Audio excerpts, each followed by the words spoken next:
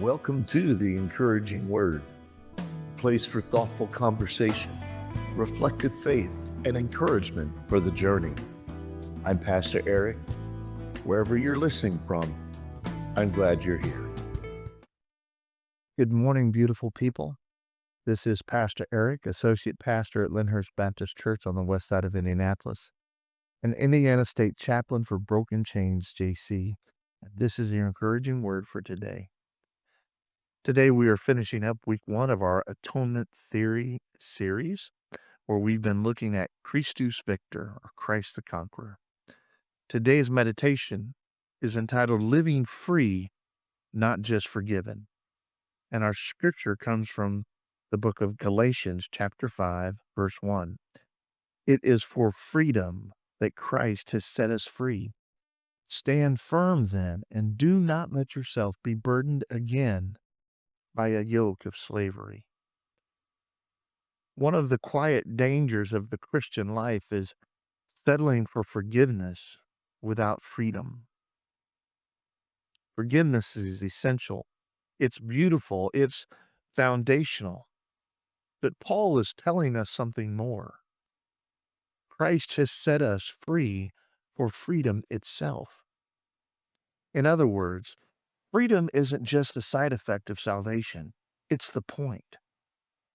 Christus Victor reminds us that Jesus didn't simply clear our record. He broke our chains.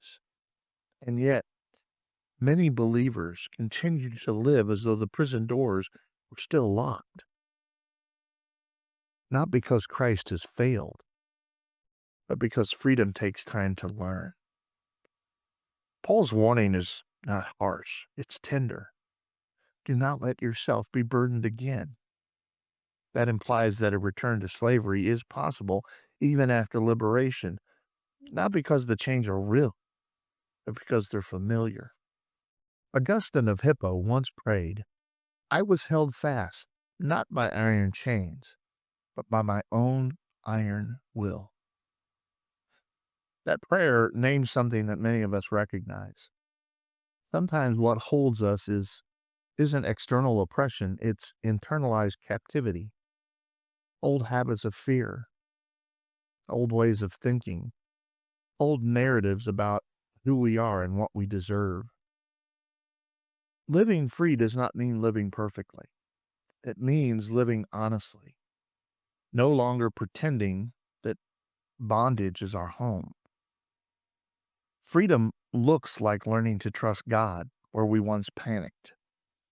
It looks like asking for help where we once hid. It looks like refusing to agree with voices that Christ has already silenced. And here is the encouraging word for today. If freedom feels awkward, if it feels unfamiliar, if you sometimes reach for chains that are no longer attached, you're not failing. You're learning how to walk in a new land. Christ has already won the victory. Now, patiently and kindly, He is teaching us how to live inside of it. Receive this blessing. May you stand today in the freedom Christ has given you. May old chains lose their appeal and a new life take root. Grace and peace to you, beautiful people. Thanks for sharing this time with me. I hope these words have given you space to breathe and something steady to carry with you into the rest of your day. Until next time, grace and peace.